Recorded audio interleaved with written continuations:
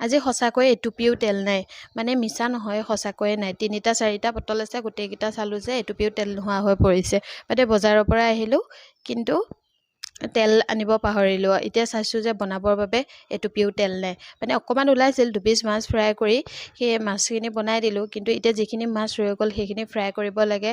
এতিয়া মানে এয়া অৱস্থা হৈছে, যিহেতু এতিয়া ৰাতি 10টা বাজিব। এতিয়া দোকান বা পাওঁ নে নাপাওঁ ঠিক নাই বাৰু। তথাপিও যাওঁ, কি হয় চাওঁ।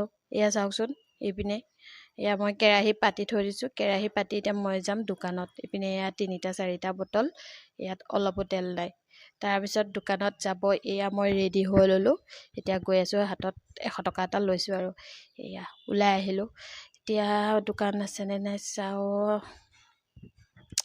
আহিছোঁ, ভয়ো লাগিছে বাৰু।